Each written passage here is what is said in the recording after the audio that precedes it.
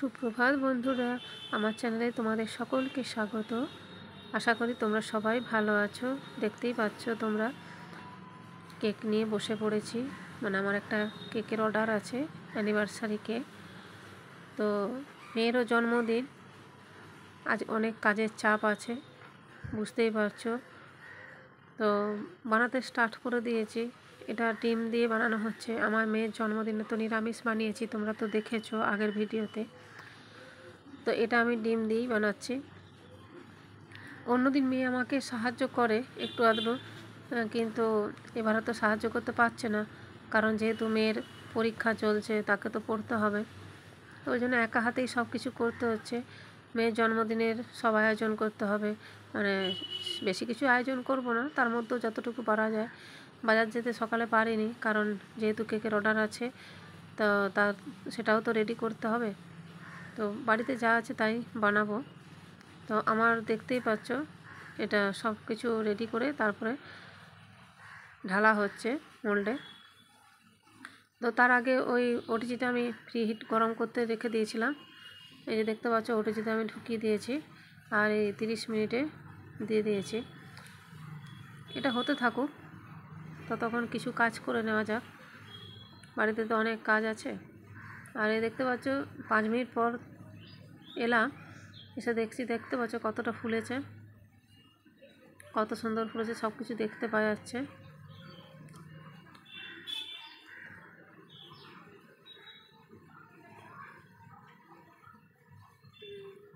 দেখো বন্ধুরা,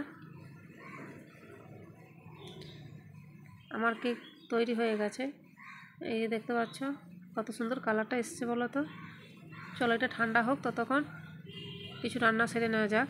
5 রকম বোনাবনি করে নিয়েছি, তো ভেজে নেওয়া যাক। পটল ভাজা, আলু ভাজা, তারপর আছে পেঁপে ভাজা আর গাজর ভাজা। কি করবো, বাড়িতে এইগুলোই ছিল। আর তার সাথে একটা মাছ ভেজে দেবো, তাহলেই 5 রকম ভাজা হয়ে যাবে। আর এদিকে ভাত বসিয়ে দিয়েছি, কারণ মেয়ের 2টোর থেকে পরীক্ষা আছে, তার আগে খেতে দিতে হবে। আর এটা পটলের তরকারি বসিয়েছি, যতটা পারা যায় তাড়াতাড়ি করে করব। মোল্ড থেকে বের করে 3 ভাগে ভাগ করে নিয়েছি। এটা 3টে লেয়ারের হবে কেকটা, আর ম্যাঙ্গো ফ্লেভারের হবে।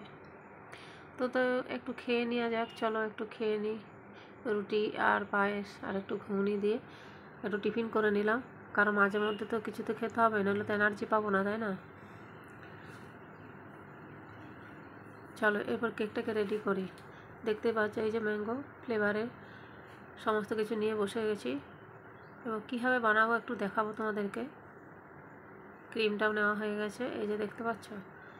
এর আগের ভিডিওতে আমি দেখিয়েছি কীভাবে করেছি না করেছি, তাই এবারে দেখালাম না। আর এটা আমার প্রথম কোট দেওয়া হয়ে গেছে, এরপর দ্বিতীয় কোট দেবো। 10 মিনিট ফ্রিজে রেখে তারপরে বের করে দ্বিতীয় কোট করা হচ্ছে। তো হলুদ কালার করব এটা, যেহেতু ম্যাঙ্গো ফ্লেভার বলেছে, তার জন্য হলুদ কালার করব। হলুদটা দিলে একটু বেটার লাগবে। তো যে অর্ডার করেছিল তারা মানে কোনো ডিজাইন দেয়নি, আমার মতে ডিজাইন করতে বলেছে। কোনো কাস্টমার যদি আমাকে ডিজাইন দেয়, সেই ডিজাইন অনুযায়ী আমি করে দিই, কিন্তু আমার যে এবারে কাস্টমার দিয়েছে বানাতে, সে ডিজাইন দেয়নি, আমার মতে করতে বলেছে, তাই আমি নিজের মতে করছি। আর দেখতে পাচ্ছ আমার পুরো রেডি হয়ে গেছে ক্রিম দিয়ে। এবার ডেকোরেশন করার পালা। তোমরা পুরো ভিডিওটা দেখো, সব কিছু দেখতে পাবে। এই যে দেখতে পাচ্ছ ডেকোরেশন করা হয়ে গেছে। তো সম্পূর্ণ হয়নি এখনও, কিছুটা হয়েছে, আরও কিছুটা বাকি আছে। তো তোমাদের আমার ভিডিও কেমন লাগে অবশ্যই কমেন্ট করে জানিও, আর যদি ভালো লেগে থাকে অবশ্যই লাইক করে দিও। তো কেকটা বানাতে আমার বেশি সময় এখন লাগে না, কারণ যেহেতু আমি 4 বছর ধরে করছি, হাতে স্পিড হয়ে গেছে, সেই কারণে 2-3 ঘন্টা লাগে, বেশি সময় লাগে না। আর এদিকে দেখো আমার দুপুরে খাবার সব রেডি হয়ে গেছে। দেখো কি করেছি, 5 রকম ভাজা, আর এদিকে স্যালাড দিয়েছি, শসা আর গাজর, আর ভাতের উপরে একটা লঙ্কা দিয়েছি। লেবু দিলে হতো, কিন্তু লেবুটা ছিল না, তার জন্য লঙ্কাটা দিয়েছি সাজানোর জন্য। আর এটা দেখো আলু পোস্ত করেছি, পটলের তরকারি, ডাল আর পায়েস। এই হচ্ছে আমাদের দুপুরের মেনু। তো সাজানোটা কেমন হয়েছে একটু কমেন্ট করে জানিও, আর আমার ভিডিও কেমন লাগলো সেটা অবশ্যই জানিও।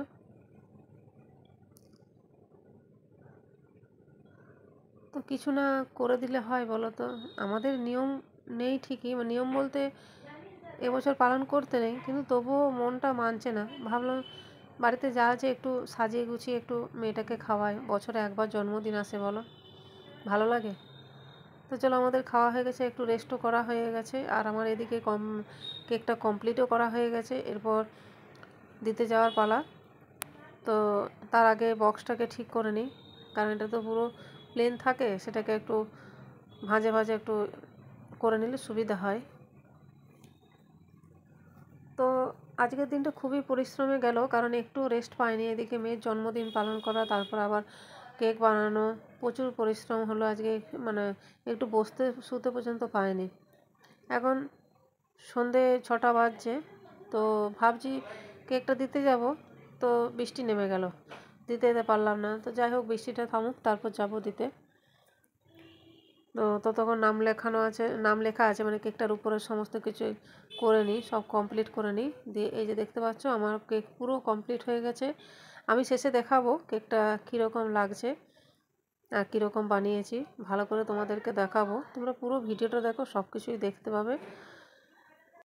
আজ আর রাতে কোনো কিছু রান্না করব না ভাবছি, কারণ শরীরটা খুব টায়ার্ড লাগছে। মেয়ের জন্য লুচি আলুরদম বা কোনো কিছু ঘুগনি করবো বলে ঠিক করেছিলাম, কিন্তু শরীরটা খুবই ক্লান্ত লাগছে, কারণ সারাদিনটা যা পরিশ্রম গেছে, শুতে বসতে একটু টাইম পাইনি। তারপরে কোমরে একটু মানে ব্যথা আছে, তার জন্য আরও ভালো লাগছে না। আর এই দেখতে পাচ্ছ 3জনকার জন্য চিকেন রোল নিয়ে চলে এসেছি, কী করবো একটু খেয়ে নিই।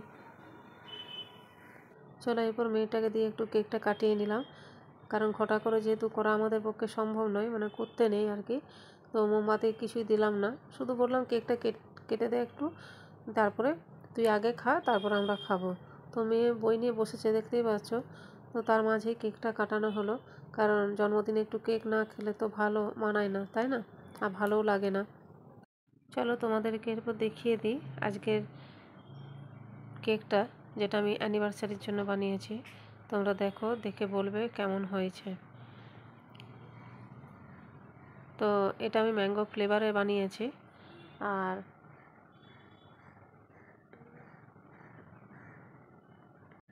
এটা খেতে খুবই টেস্টি, খুবই ভালো। কারণ যারা আমার কাছ থেকে কেক নেয় তাদের মুখ থেকেই শোনা যে তারা বলে আমি নাকি খুব ভালো কেক বানাই আর খুব টেস্টফুল বানাই।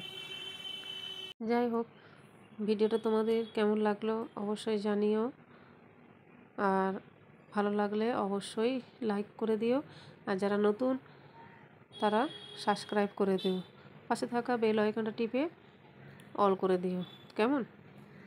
ওকে, আজকের মতো আমি এখানেই শেষ করছি। তোমরা ভালো থেকো, সুস্থ থেকো, এই বলে আমি ভিডিওটা শেষ করছি। Okay, tata, bye bye, good night.